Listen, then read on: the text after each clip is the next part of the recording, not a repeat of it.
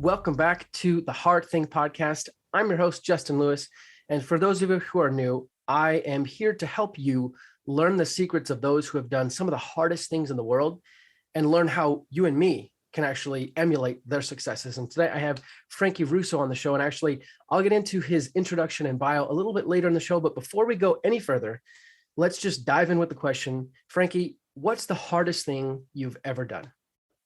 Yeah, look, that's a great question. And, one of the biggest things that I think about when you ask, what's the hardest thing you've ever done? There's a lot of things I could come up with. And I'm 40 years old now, so I've gone through a couple hard things. But one of the biggest things was when I was 26, I was dealing with drugs and alcohol addiction. And that was the time when I really got to a crossroads, and my marriage was falling apart. My business had crashed, and I had to get sober and also rebuild my business and rebuild a marriage all at the same time. That was one of the hardest things I've ever done. It was also one of the most important things that I've ever done. I've been sober now for almost 14 years. And so that's been like a huge part of my my journey, especially from like an emotional and spiritual standpoint. And I'm so grateful for that experience today. But that was one of the hardest things I ever had to do. That was really, really gut wrenching. And then fast forward about 5 years ago, I got a divorce, and that was up there too. So, but what's interesting is that both of those things happening in my life, that were really difficult, they are probably the most valuable assets I have. Wow. It's interesting. So often we shy away from doing uncomfortable things. And there's a very, very, very fine line between just sheer discomfort and hard. And finding that line allows us to choose to do the hard things that are beneficial versus, just stepping on a nail because it's uncomfortable, which is weird. But I'm glad you brought up both of those things, because I feel like talking about them will be very salient. Mm-hmm.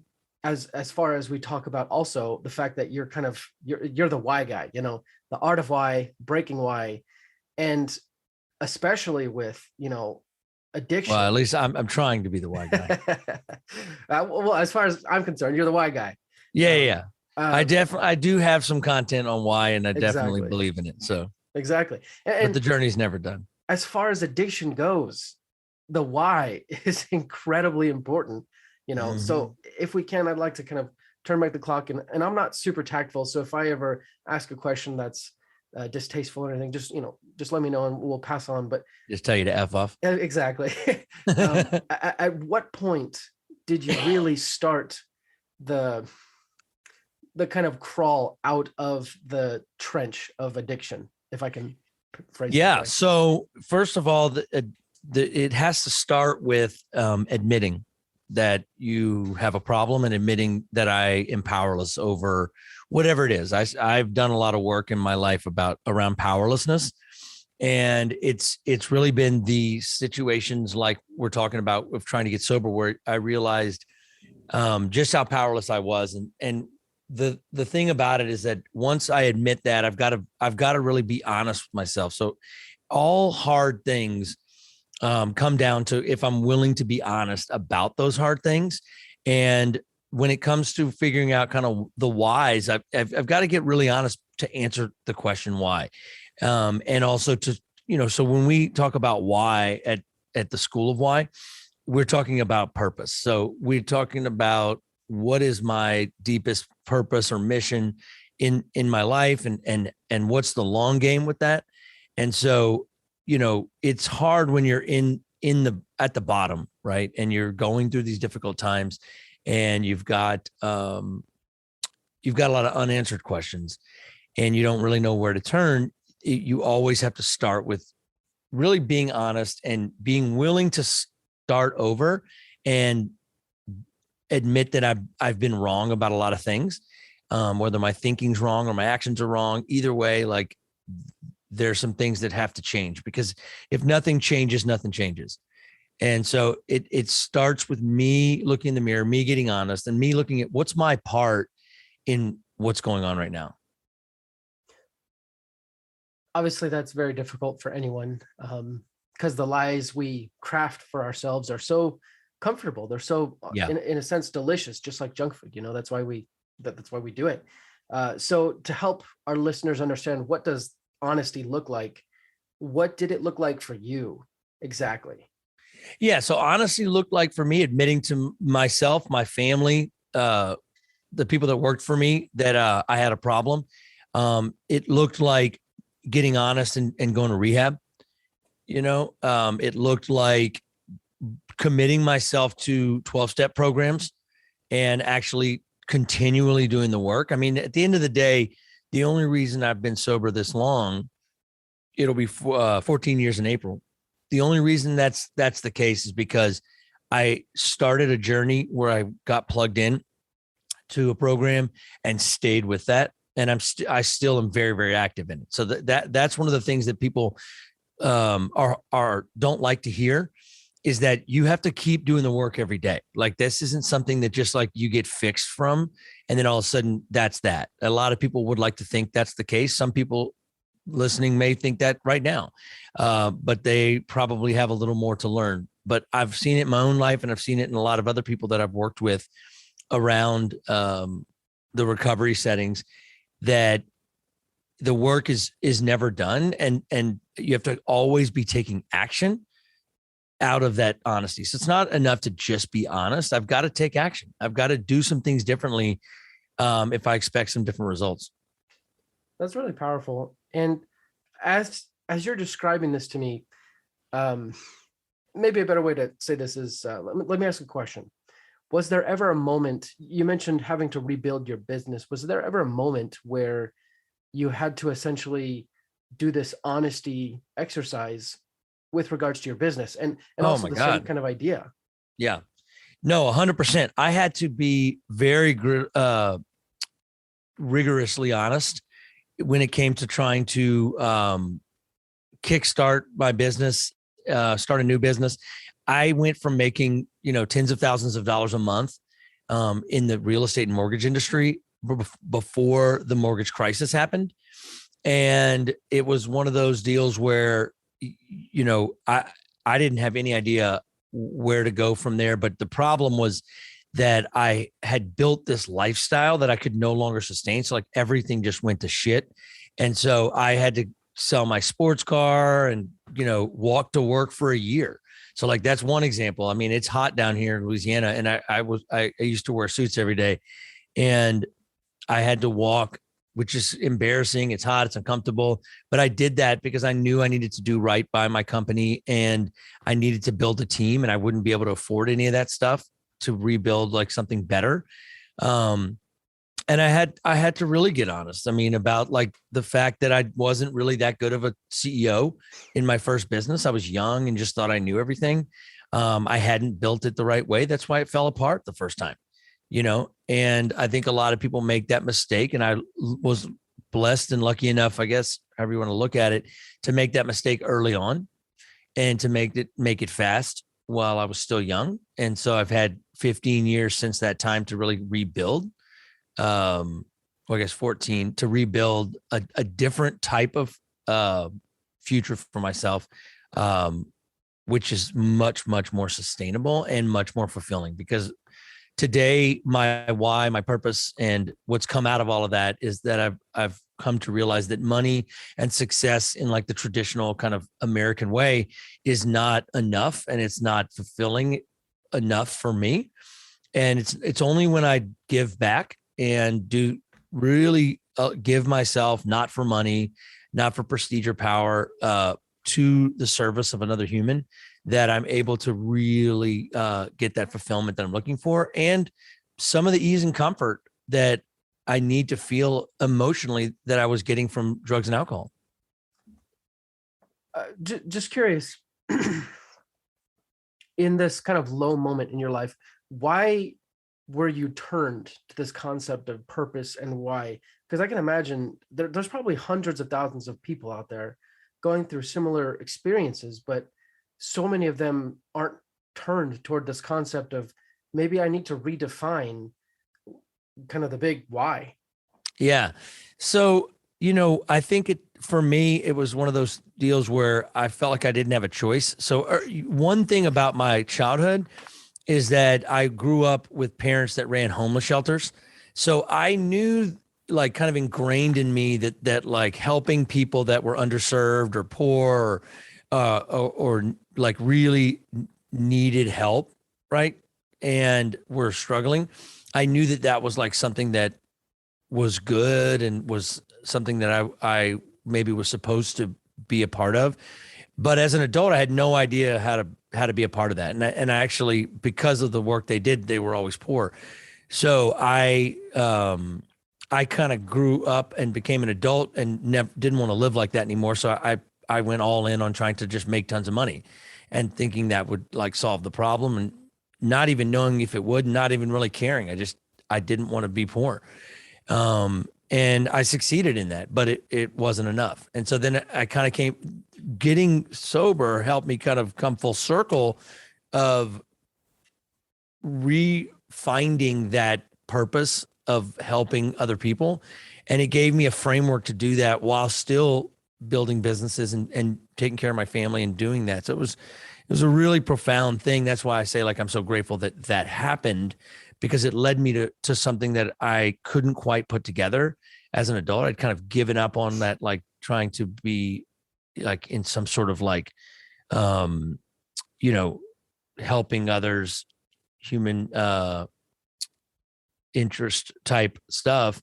And it kind of brought me back to that and continually regrounds me to my role as a human, even though I'm a fairly ambitious business owner, and entrepreneur and author.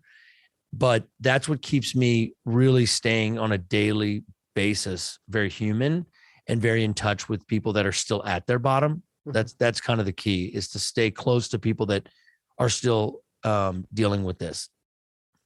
There's a there's a quote. I think it's by uh, I don't know who it's by. Maybe it's Henry David Thoreau or something like that. But it's essentially like true adventure is traveling the world and then coming back to where you first started and knowing it and seeing it for the first time. Just because you're such a different person, essentially, and your story definitely personifies that. And I find it interesting that this experience integrated, the best parts of your earlier life with the best parts of your later life and kind of makes this amalgamation that's much better than before. Yeah, 100%. It's really cool, because I always felt as an adult like there was something missing. Mhm. And that, that a lot of us that go heavy into drugs and alcohol and get addicted to all that, it's usually because I'm trying to fill some sort of hole, or I'm trying to make up for some sort of something that just isn't right. So, drugs and alcohol, or for some people it's gambling or sex or whatever, it kind of tries to solve that problem that can't be solved by any of those things. I have to go inward to solve those things. And by going inward, I'm able to reconnect with myself and, a higher power and other humans, which just so happen to all be in union. All of those pieces. When I'm honest with myself, I truly do believe that everything is interconnected, and it's hard to deny that, to be honest. But so yeah, so it just, this journey and the books are a continuation of that. So my new book, Breaking Why, and my first book, The Art of Why, those were just tools for me to be able to fulfill my own purpose, my own why, which is to help others and to take my passion of helping and building and creating and innovating with other people, and marry that with my purpose, which is to ultimately be a servant leader and help people get to what they need and get to where they are trying to go. And those two things, when you put them together, passion and purpose, you get massive profits. And those profits aren't just money. Those profits can be extra time, or a person's life has been changed, or my life has been changed, or positive emotions. A lot of what we talk about in Breaking Why is this concept of hacking and rebuilding strategic emotions, so that I can be what I call authentically successful. Authentic success means it's holistic. It means that it's it's not compartmentalized. It's not just at work, or it's not just at home. It's the whole, that whole fulfillment is success to me. And so those are the byproducts that come from putting those together and consistently inventorying and assessing, if you will, your emotional state of being. So we're constantly driven by a lot of emotions, some positive, some negative, and fear, anger, these types of things can be really powerful teachers. And so can being happy and joyous or free or whatnot. All those emotions are there for a reason. Learning how to strategically hack and rebuild those emotions and use them towards the long game purpose, right? Towards your why. That's really a big focus for the work that I do with people, and the new book, Breaking Whys. It's about breaking down what's working, what's not working. Why am I having the emotions that I'm having?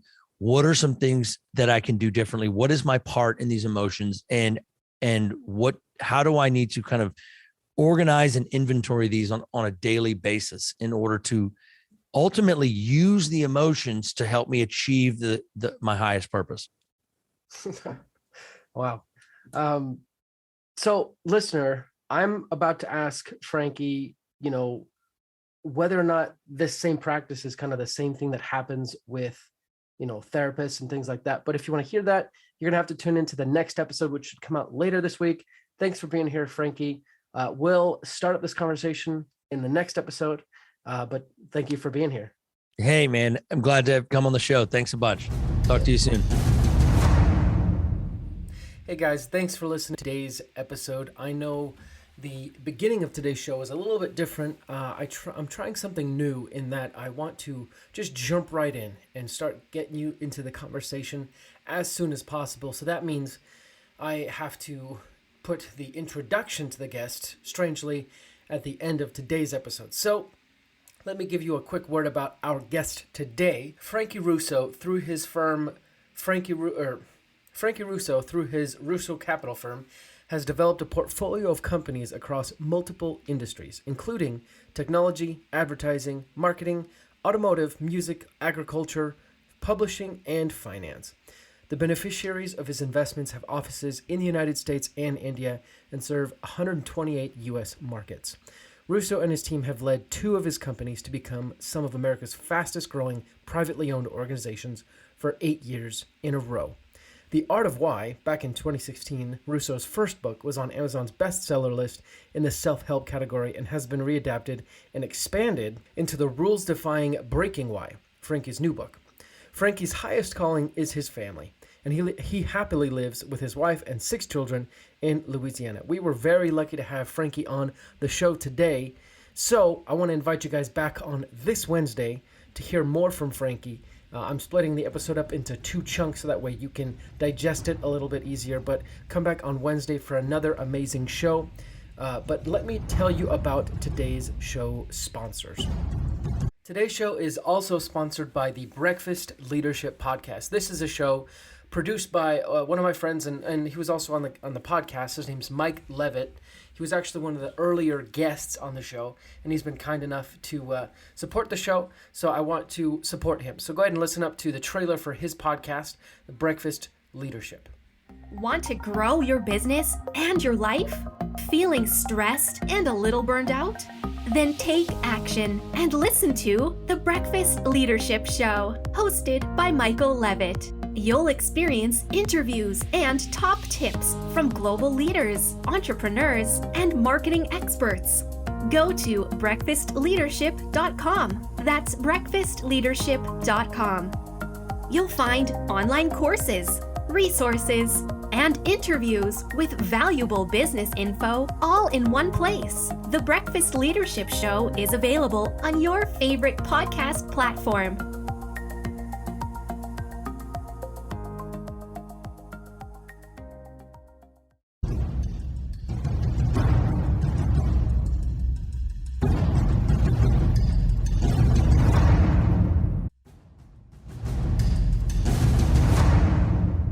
Hey guys, one quick announcement for today's show, and you might have heard this already, even in today's episode, but I have an awesome opportunity for you guys. Once in a lifetime, you have the opportunity to have dinner with myself and a covert CIA operative. That's right, an undercover spy.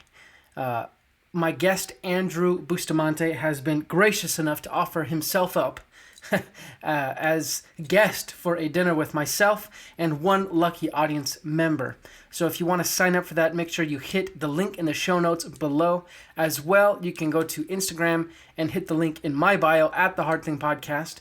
This is first come, first serve, and there's only one slot. So whoever signs up first will have the opportunity to come to Utah and have dinner with myself and Andrew Bustamante. It's an exciting opportunity. It's one that you'll be able to brag about to your friends, of being able to sit down having dinner with an undercover secret agent. So don't waste any time. Go ahead and sign up in the link in the show notes, or go to Instagram at The Hard Thing Podcast and click the link in my bio, and you'll find all the relevant information there. So look forward to having dinner with you.